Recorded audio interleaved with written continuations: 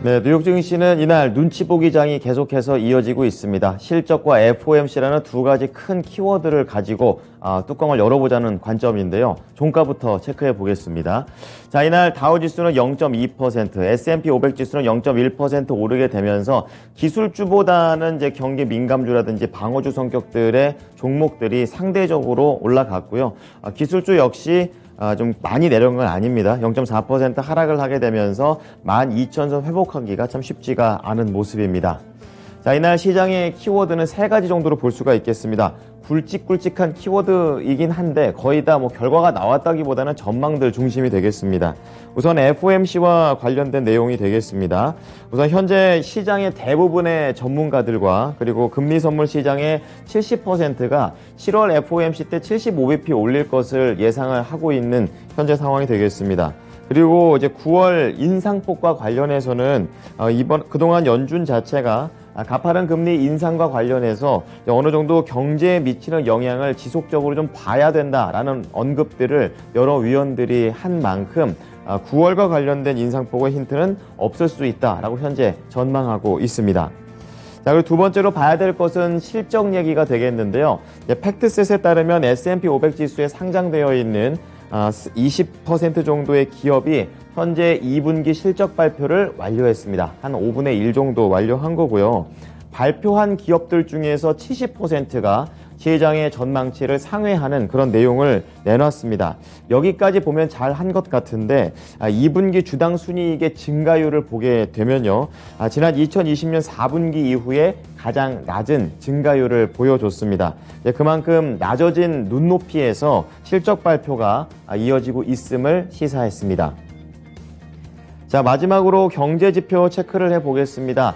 지난주부터 해서 이번 주 초 들어서면서도 계속해서 미국의 경제지표는 부진한 흐름을 이어가고 있습니다. 자, 오늘은 두 가지 볼 텐데요. 우선 6월 전미 활동지수가 되겠습니다. 마이너스 0.19포인트가 나오면서 두 달 연속으로 밀렸고요. 이 뜻은 이제 경제 상황 자체가 장기적인 평균선을 밑돌고 있는 그런 상황으로 이 부진한 상황이 계속 지속되고 있다라고 시장에서는 봤습니다. 두 번째로 봐야 될 것은 댈러스 지역의 7월 제조업과 관련된 기업 활동 지수가 나왔는데요. 역시 마이너스 22.6포인트가 나왔습니다. 석 달 연속으로 마이너스가 나온 것이고 전달 대비해서도 역시 하락폭이 더 크게 나왔습니다.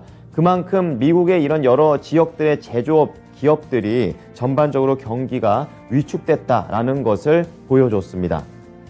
자, 이어서 섹터와 업종별로 조금 더 자세하게 나누어 보겠습니다. 자, 이날 섹터 평균 0.1% 올랐습니다. 지난주 목요일날, 금요일날 이렇게 0.9%의 등락을 보여줬다가 이제 주요 지표들을 앞둔 상황에서 이제 어느 정도 시장은 약간 반등했다 정도로 보시면 되겠는데요. 가장 강하게 좀 쏠렸던 것이 에너지입니다. 3.7% 올라갔고요. 유가가 이렇게 다시 한번 올라가면서 상승했고 그 유가의 배경에는 천연가스가 밑바탕에 깔려 있습니다. 이제 그러한 부분들에 반응을 했고요. 그 다음에는 유틸리티가 올라오게 되면서 유가를 제외하고는 시장의 분위기는 방어적이었다라는 것을 보여줬습니다. 그리고 가장 많이 밀렸던 것이 경기 소비재가 되겠는데요. 이제 여기에서는 전기차 테슬라가 들어가게 됨으로써 경기 소비재하고 IT 이제 모두 다 기술주가 그닥 좋지 않았다라는 것을 보여줬습니다. 자, 이어서 종목별로 조금 더 자세하게 이슈들 좀 체크를 해 보겠습니다. 국내 증시에도 별로 좋지 않은 내용은 이쪽에 포진되어 있는 반도체와 관련된 종목들이 크게 개선이 되지 않고 있다라는 부분이 되겠고요. 앞서 말씀드렸던 대로 에너지에 쏠린 이런 흐름인 만큼 에너지 관련된 종목들이 큰 종목, 작은 종목 가릴 것 없이 3, 4%의 강한 상승세를 보여줬다라는 내용입니다. 자, 우선은 기술주부터 차례대로 볼 텐데요. 위쪽에 포진되어 있는 대형 IT 종목들을 보셔야겠습니다. 0.5%를 전후한 약세 흐름을 이어갔습니다. 그 가운데 최근에 계속 이 경기가 부진하게 되면 광고에 대한 이런 투자가 적어질 것이다 라는 내용에 따라서 광고 관련된 종목들이 계속 안 좋았었는데요. 이날은 이런 광고 얘기가 또 나왔는데 애플 쪽에서 계속해서 이 정책에 대한 변화가 나오게 되면서 광고 회사들이 그동안 벌었던 돈을 못 벌게 될 것이라는 부담감이 다시 한번 재부각이 됐습니다. 그래서 재부각된 만큼 많이 밀린 건 아니고요. 메타 플랫폼스가 1.5%로 가장 크게 하락했고 구글의 모에서 알파벳이 0.1%대로 하락했습니다. 나머지 중소형단에서 이런 메타와 구글의 이런 영향을 받게 되면서 동반 하락세가 조금 더 컸다라는 부분 시장의 특징이었습니다. 자, 그리고 성장주 쪽에서는 테슬라 체크를 해보겠는데요. 이날 테슬라는 2차 전지, 배터리와 관련된 악재가 있었다기보다는 비트코인이 최근에 반등을 주고 있다가 간밤에 다시 한번 밀려 내려가게 되면서 이러한 부담을 받았습니다. 1.4% 하락을 했고요. 이렇게 좀 간접적인 종목들은 한 1%대 하락, 그리고 코인베이스와 같은 이런 거래소를 다루고 있는 직접적인 종목들은 5% 이상의 깊은 하락세를 보여줬습니다. 자, 이어서 국내에 영향을 미칠 수 있는 반도체 체크를 해보겠는데요. 필라델피아 반도체 지수가 2거래일 연속으로 밀렸습니다. 이제 0.6% 간밤에도 하락을 하게 되면서 반도체와 관련된 투자 심리가 개선이 쉽사리 되지 않고 있습니다. 자, 그 가운데 비메모리 쪽에서는 엔비디아가 가장 많이 밀렸습니다. 1.7% 하락을 했는데요. 이 증권사의 악평에 영향을 좀 받았습니다. 목표 주가를 하향 조정을 하게 되면서 더 크게 이런 엔비디아에 대한 이런 우려들이 더 이어질 수 있다라는 증권사 바클레이즈의 의견에 따라서 이날 밀려 내려갔고, 이제 그렇다 보니까 연결사인 AMD까지도 동반해서 하락을 했습니다. 그리고 이러한 분위기가 전반적으로 비메모리와 메모리에 좀 영향을 미치게 되면서 메모리 관련주인 마이크론 테크놀로지도 이날 부진하게 하락세를 보여줬습니다. 자, 그 가운데 밑으로 내려와 보시면은 장비와 관련된 반도체 장비 종목들이 있게 되는데요. 여기에서는 램 리서치가 1.4%대로 가장 많이 하락을 했습니다. 이날 램 리서치도 투자 의견이 하향 조정되는 리포트들이 많이 나왔고, 여기에 따른 영향을 동시에 받았습니다. 여기에 더해서 도이체뱅크 쪽에서는 반도체와 관련된 업황 자체가 계속해서 사이클이 우려가 된다라는 내용이 나오게 되면서 추가적으로 부진한 흐름이었습니다. 자, 그런 가운데 금융주 쪽에서는 비교적 괜찮은 모습을 보여줬습니다. 전반적인 상승세를 보여줬었고, 대형 은행주보다는 중소형단, 그러니까 지방은행들이 상승세를 보인 게 특징이 되겠는데요. 우선 FOMC를 앞둔 상황에서 금리가 다시 한번 올라가고 있습니다. 국채금리가 상승한 데 힘입어서 JP모건 체이스와 뱅크 오브 아메리카, 이런 웰스파고 종목들이 0.5%대의 시장 대비 상승률을 보여줬습니다. 그리고 옆에 있는 것이 바로 지역 은행이 되겠는데요. SVB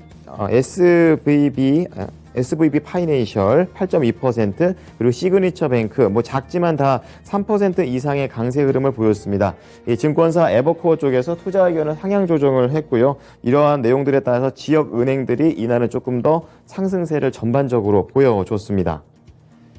자, 마지막으로 유가와 관련돼서 대형 종목들은 3%대의 상승률, 중소형 쪽 때는 4% 이상의 상승률을 보여줬었는데요. 이 유가의 영향 때문에 곡물가도 다시 한번 올라갔습니다. 아무래도 러시아 쪽에서 천연가스 관 자체를 예전만큼 공급하지 않겠다, 이런 내용이 나오게 되면서 다시 한번 러시아와 우크라이나의 이런 우려가 반영이 됐습니다. 자, 이쪽에 포진이 되어 있는 소재에 관련된 종목들이 되겠는데요. 특히 곡물 가격입니다. CF 인더스트리, 모자이크 모두 다 6%대의 상승세가 나오게 되면서 다시 한번 공급에 대한 불안감에 따라서 종목들이 올라갔습니다. 자, 이어서 특징주 체크해 보겠습니다. 우선은 첫 번째로 트래블러스 체크해 보겠는데요. 알고 계시겠지만 보험회사가 되겠습니다. 증권사 레이몬드 제임스가 가치 대비 상당히 저렴하다, 이렇게 좀 얘기를 하고 있고, 이 밸류에이션에 대한 매력을 다시 한번 언급을 했습니다.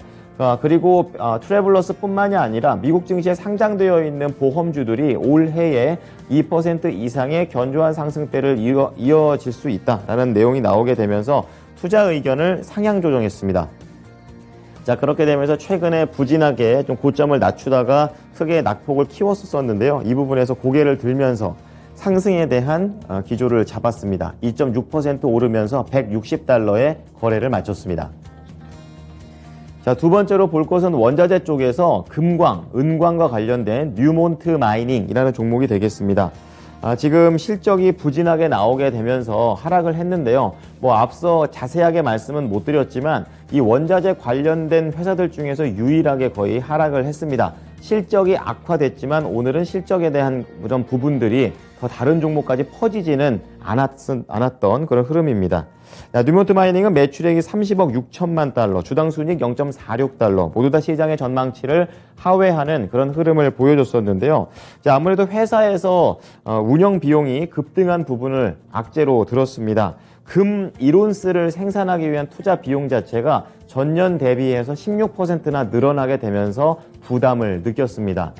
이날 뉴몬트 마이닝은 13% 거의 연저점을 다시 한번 갱신하는 흐름을 보이면서 13% 하락했고요. 44달러 중반까지 흘러내렸습니다. 이어서 유럽 증시 체크해 보겠습니다.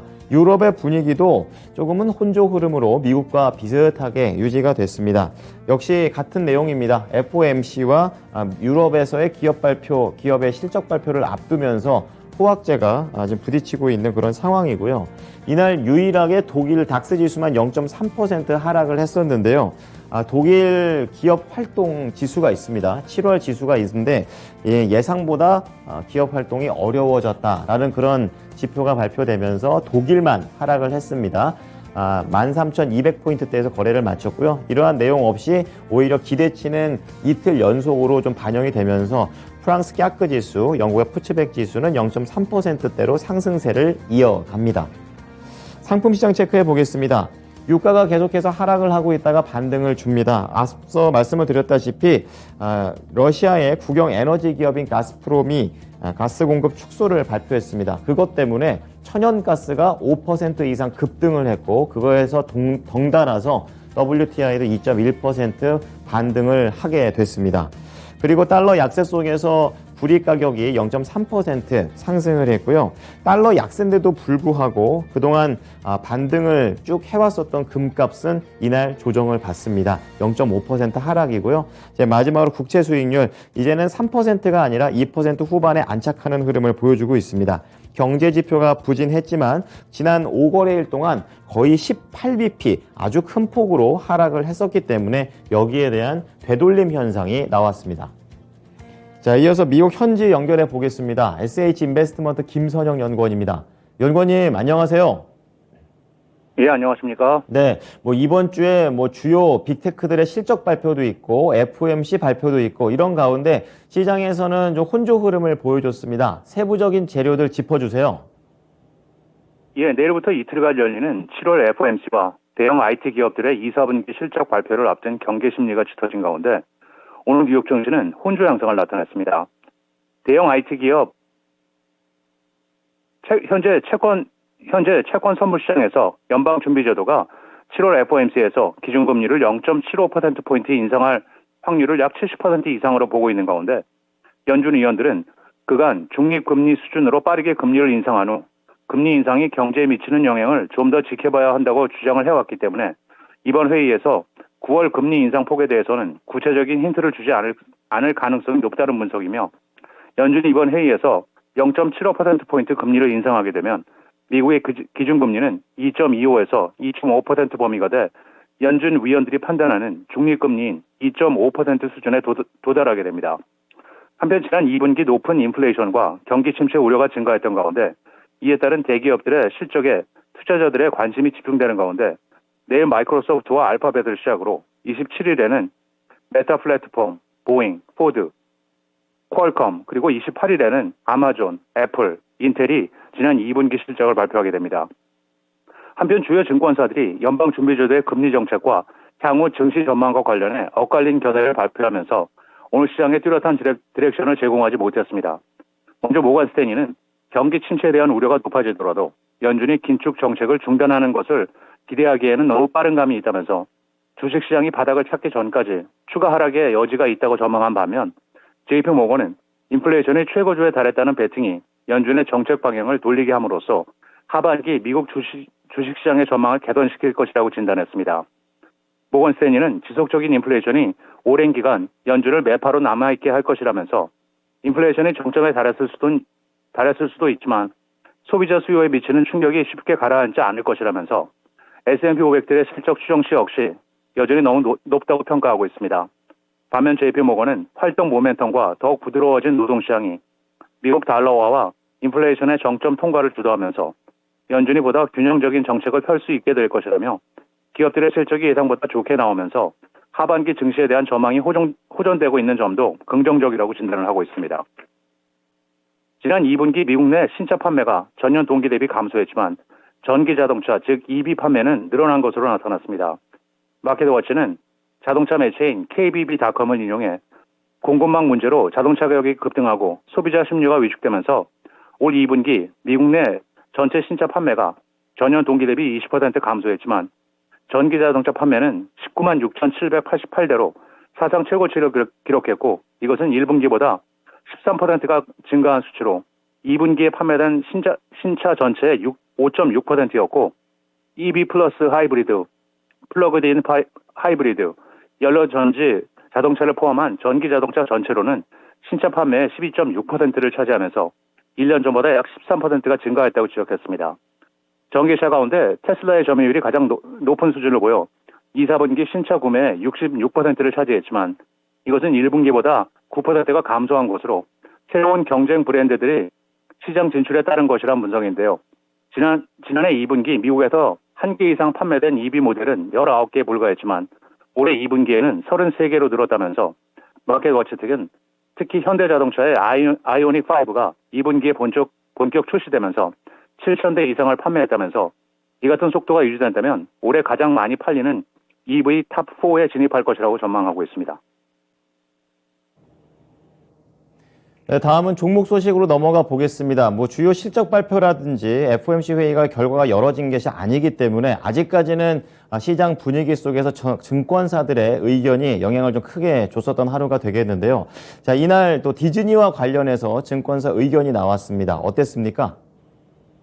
예, 그렇습니다. 증권사 웰스파고의 목표 주가 하향 제시로 인해 오늘 다우지수의 상승에도 불구하고 다우지수 구성 종목인 미디어 기업 월트 디즈니의 주가는 0.02% 소폭 하락한 102달러 69센트의 거래를 마쳤습니다. 웰스파고는 경기가 악화되는 가운데 광고 판매 감소와 구독자 감소, 디즈니 테마 공원 수입 감소를 반영해 디즈니의 목표 주가를 130달러로 낮췄지만 투자에게는 비중 초과로 유지했는데요. 웰스파고는 디즈니 플러스와 ESPN 채널 등에서 경기 침체로 인해 구독자 증가 둔화가 예상되고 또한 광고 수입 감소를 예상하면서 특히 디즈니 플러스 구독자 추정치를 2024 회계연도에 2억 4천만 명에서 2억 1,300만 명으로 낮췄고 테마 공원 입장객 수 감소 등 경기 침체에 따른 수요를 감안해 매출 예상치도 하향 조정했습니다.